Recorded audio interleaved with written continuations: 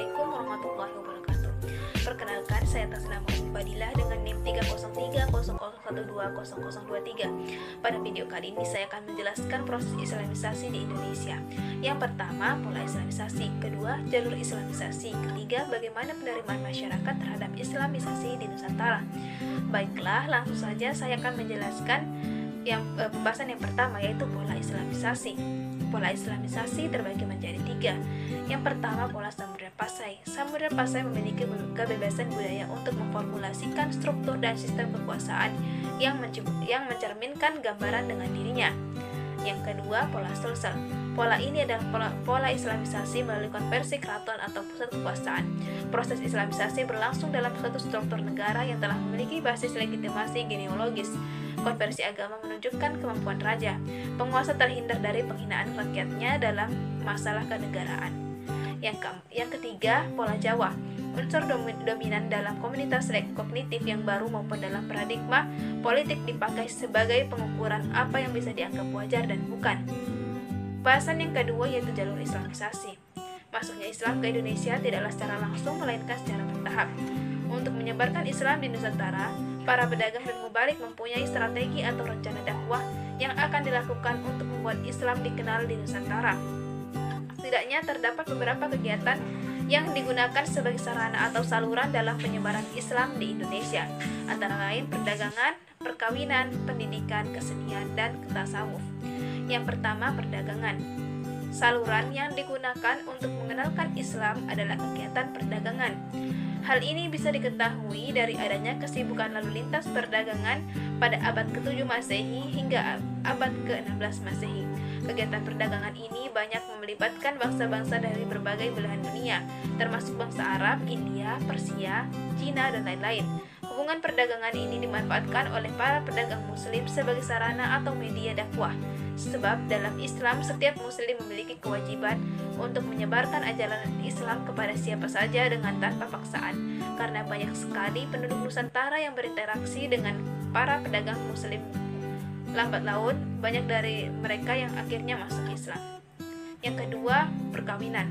Dilihat dari aspek ekonomi, para pedagang muslim memiliki status sosial dan ekonomi yang lebih baik dari kebanyakan penduduk pribumi. Hal ini menyebabkan banyak penduduk bumi, terutama para wanita, yang tertarik dan mau menjadi istri para saudagar muslim.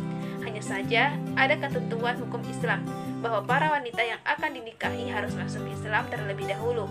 Dengan proses perkawinan ini, banyak wanita pribumi yang masuk Islam, kemudian membentuk komunitas muslim, dan komunitas ini semakin berkembang sehingga makin banyak penduduk pribumi Nusantara yang masuk Islam.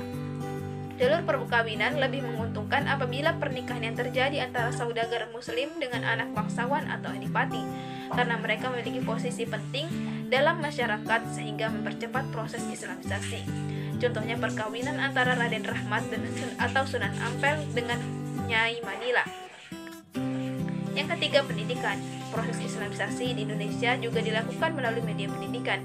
Banyak para ulama yang mendirikan lembaga pendidikan Islam berupa pesantren. Melalui pesantren inilah banyak penduduk pribumi yang masuk Islam. Selepas menguasai ilmu keislaman, kemudian mereka kembali ke kampung halamannya masing-masing dan mengajarkan Islam di sana. Cara ini sangat bagus dan sangat membantu membuat penyebaran Islam di Indonesia semakin cepat. Yang keempat, tasawuf. Jalur lain yang tidak kalah pentingnya dalam proses islamisasi di Indonesia adalah tasawuf. Salah satu sifat khas dari ajaran ini adalah mengakomodasi terhadap budaya lokal, sehingga menyebabkan banyak masyarakat Indonesia yang tertarik menerima ajaran tersebut. Dengan tasawuf, bentuk Islam yang diajarkan kepada para penduduk pribumi mempunyai persamaan dengan alam pikiran mereka yang sebelumnya beragama Hindu, sehingga ajaran Islam dapat dengan mudah diterima oleh mereka. Beberapa contoh sufi yang mengajarkan tasawuf ini adalah Syekh Lemah Abang, Hamzah Mansuri di Aceh, dan Sunan Panggung di Jawa. Yang kelima, kesenian.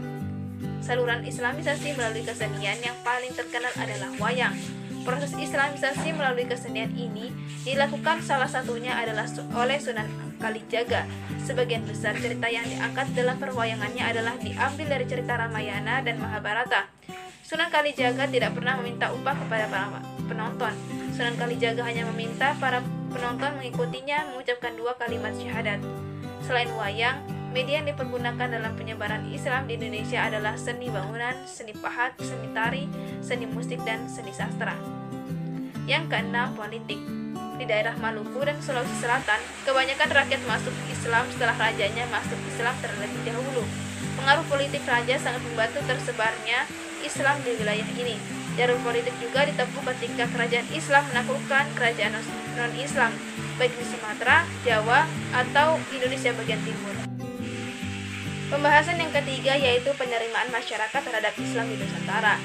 Bangsa Indonesia menerima dengan senang hati karena penyebaran agama Islam tidak menggunakan kekerasan.